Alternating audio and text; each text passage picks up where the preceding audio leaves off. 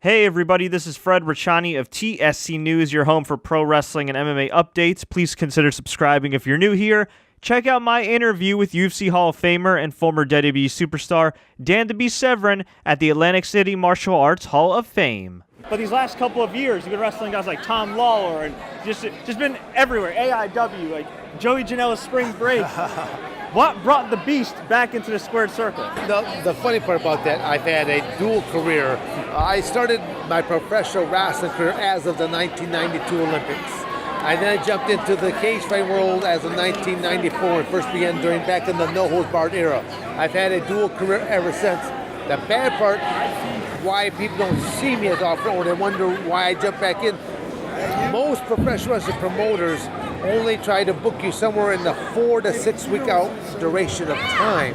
I work with law enforcement, I work with corrections, air marshal, border patrol, military, and I'm just doing amateur wrestling clinics for high schools and junior high. These folks are booking me 6 months to a year out. So by the time the professional wrestling promoter contacts me, I'm like, would love to, but I'm booked for that weekend. Right. So there's only one of the Beast. If I could only order up a few more clones, slap some mustaches on them, send them on out there, I'd be okay.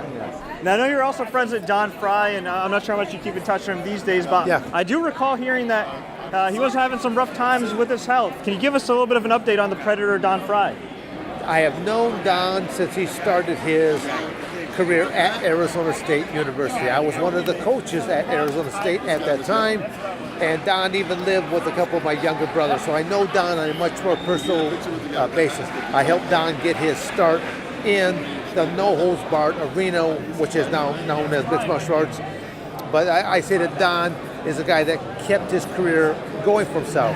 Now, yes, Don has been in some real battles. I mean, they like to show. They love showing some of his clips that he's had overseas, where they're basically cradling each other's head and they're just punching each other out and trying to see who's going to quit smacking each other in the head.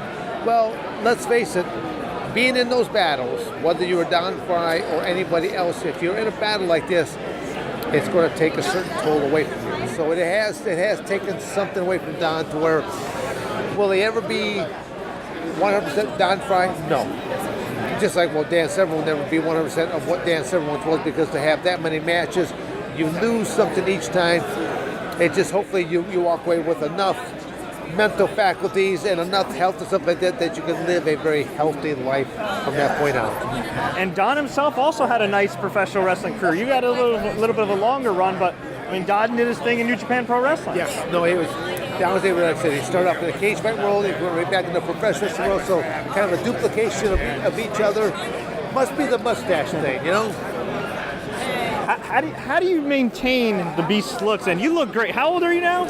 I am closer to 60 than I am to 59 right now. So I don't believe you. Well, rest assured, it may not be the right color of the hair, but at least I still have hair to throw back some magic through. So you have to make sure that you dye eyebrows and mustache in order to blend all on in right there. But I will probably continue doing that for who knows how many more years before I will start to truly act my age, because I have a lot of fun at this events like this. I'm out teaching seminars, and you know, I've had a lot of people that come up to me like, dude, I met you 20 some odd years ago. I met you 30. I remember you when I was in high school, and these are folks that are not looking too good. They're like going, where's this fountain of youth that you do? I go, well, genes are one of those parts that I've been blessed with good genes, but then also doing something. You know, I'm a big believer in that lifestyle choices. So, you know, Father Time is undefeated. How long did you stick around, and how much fun did you have along the way? So I eat right, I exercise right, and I do take certain supplements to make sure that I'm doing all the best things so I can have a long and quality of life. One guy that you worked with early in your career, at least in your wrestling career, Al Snow, he's also looking great. Did you rub something off on him? Al Snow, what a great guy. I mean, he's a very fun, just a great character. He was where I started my professional wrestling career down in Lima, Ohio, when they had the Body Slammers gym down there. It was a great individual by the name of, his real name was Dennis Kasperwitz. His ring name was Denny Cass.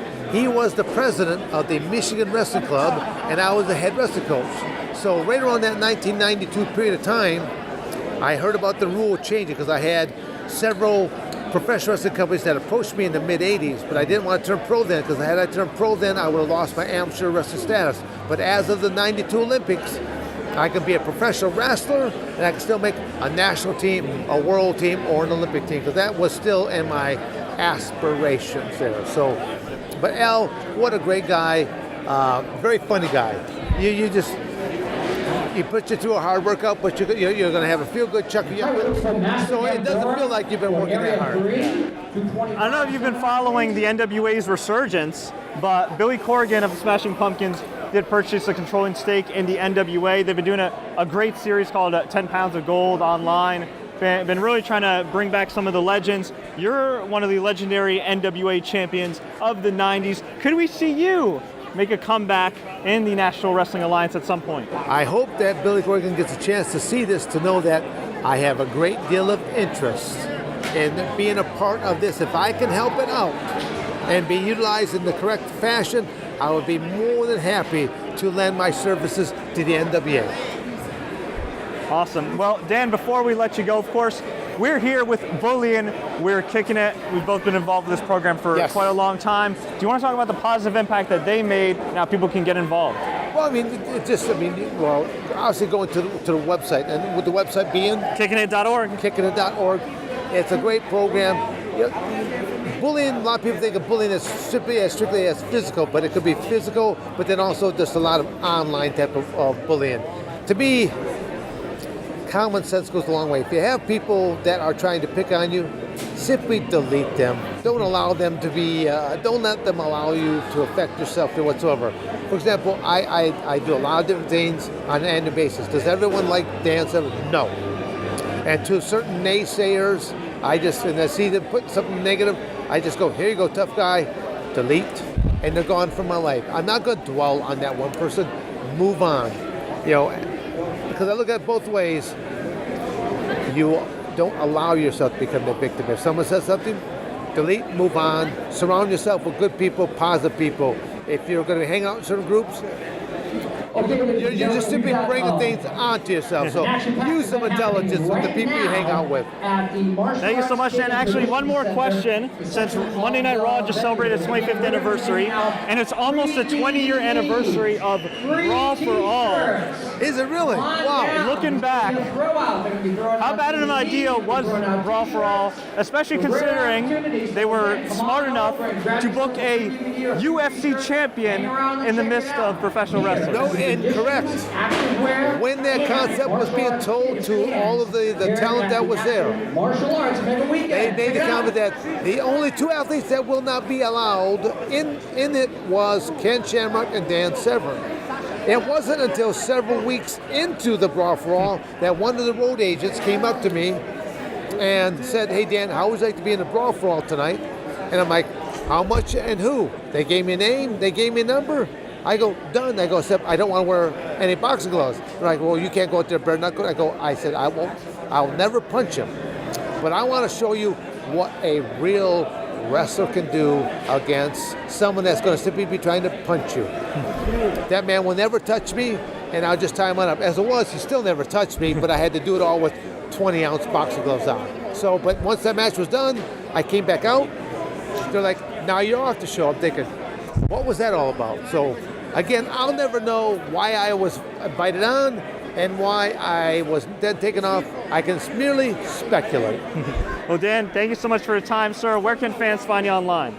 Man, they can simply just go to my website at www.dansevern.com. On dansevern.com, there's all my social medias are located there, and then they can find out the Twitter, the Facebook pages, and all the other social media. So www.dansevern.com is the place to go.